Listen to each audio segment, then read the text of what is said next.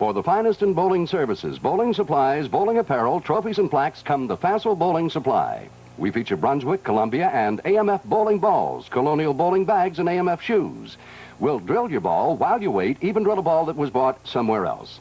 Fassel Bowling Supply has a variety of shirts, a custom lettering service for leagues, and gift certificates good any time of the year. Order early. See us today. We'll be open this Sunday, December 20th for Christmas shoppers from 11 till 4. Fassel Bowling Supply.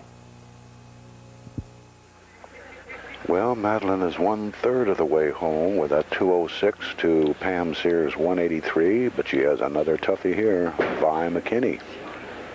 But the way she's rolling that ball today, I don't know. She could be the gal to take home the $600.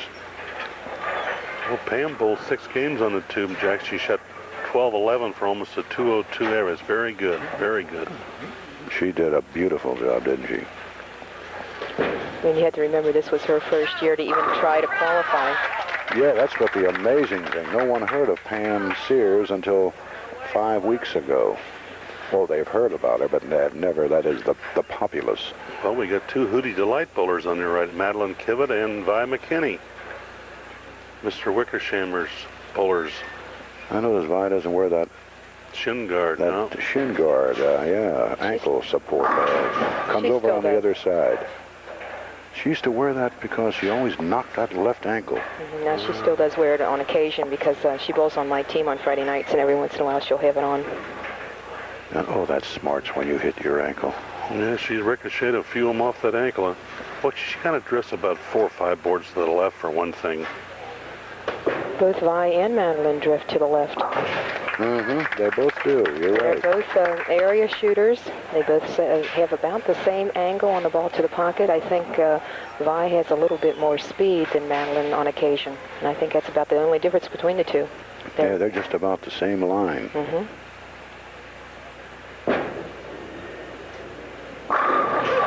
Boy, this gal looks tough today. Well, this past week out at Fairfield Way, we had Flo Lewis shoot a 300. She topped Bat Beiser and Roberta Lipscomb's 299, and Chris Woods also rolled his 6th sanctioned 300, and we had Terry Ciccone bowl 810 with 23 strikes in a row and rolled his 9th sanctioned 300. Sack is back, huh? Sack is back. That's right. We're over in his area, Kentucky. Wowie. That ball came a little high to the pocket and still carried. She's crunching them today. Yeah, she come to play today. See, what did she do last week? She rolled a 174. Are you sure this isn't a clone out there bowling today, huh? Well, you know, last week, Madeline, for some reason, she's been on TV a couple times and she was nervous and picked up the wrong ball on the introduction. Oh, I'll never forget that. And I think that sort of threw her a little bit. Really sort of unnerved her. That's all she talked about last week. She said, I am so embarrassed when you introduced me. She said, and I went up there and she said, pitched it right in the channel.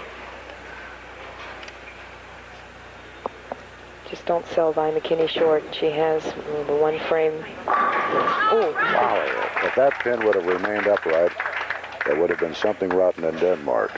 Well, if Vi, she's carrying and she's got the speed right now. Both of these gals, I wouldn't be surprised if we come close to a head-to-head match right through the 10th frame. Both of them hard throwers. And they both have the speed shot, and they're both very firm with the ball. They're aggressive. Ooh, almost got by with it. This is going to be very interesting. Very true, very true. Again, we want to remind our viewers we're going to take a hiatus for several weeks, coming back on the 17th with 16 straight weeks of King, starting at Western Bowl on the 17th of January, but qualifying starts the 9th bowlers. And then on the 16th, which is even before the first show, the bowlers will be qualifying at Super Bowl over here in Erlanger. That's right. We're over on the other side today on Kentucky. That's right. Yeah. We start Western Bowl at 9. They got 68 lanes. Then we go to Super Bowl's got 64. So we're going to have a record-breaking entries this year. Boom. There, good solid hit. We're talking about the King Jack. The winner gets $600 per week, and the final prize is $1,500 in the finals. That's a lot of moolah.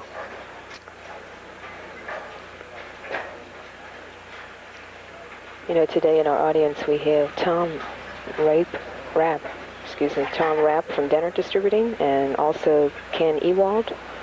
Bob Snodgrass Sr. is here from Super Bowl, and Don Withersham from Hudy is here. We even got Don over here.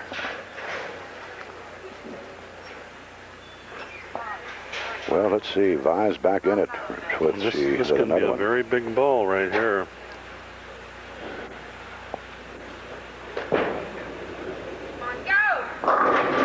Oh, the cruncher. The old cave-in. Well, she had a super roll on that ball. Kicked the 4-7 off very good.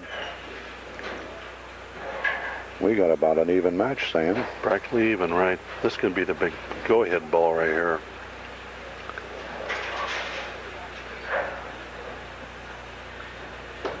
If Vi strikes here, she'd be up by 2. Oh, did she boom it in there that time?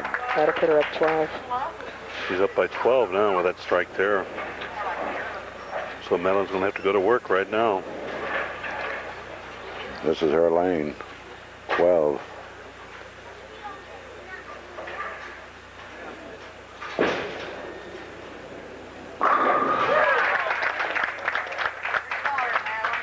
That's what you call answering the call.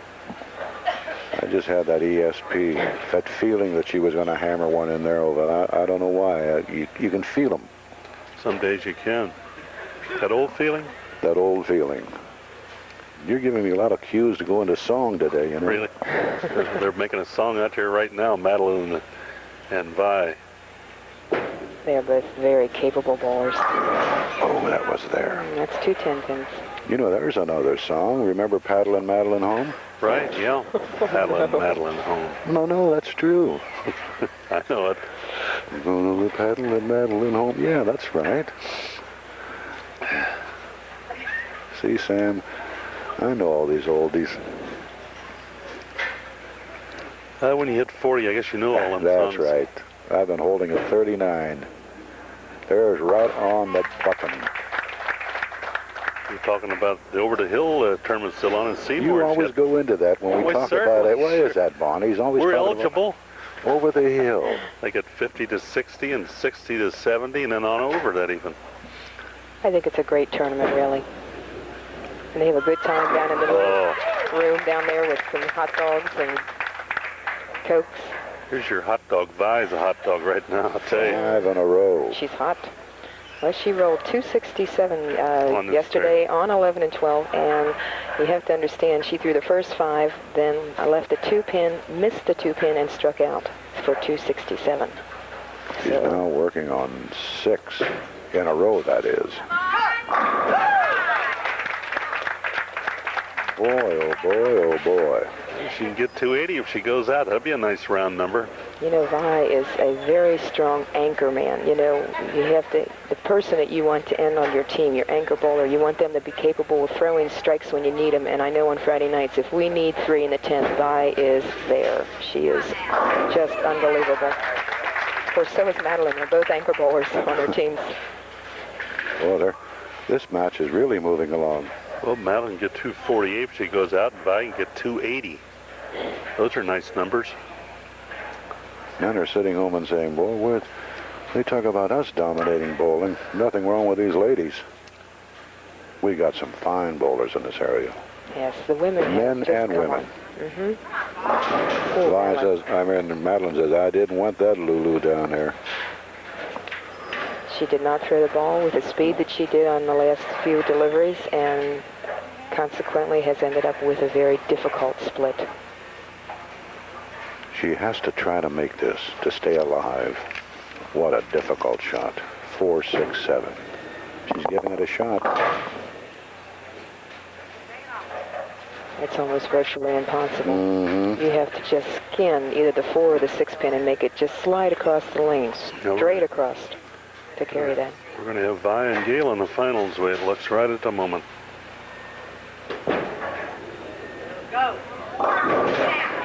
Vi He says, well, I think I'll just give you a little treat here and show you how to bring back the 6-7.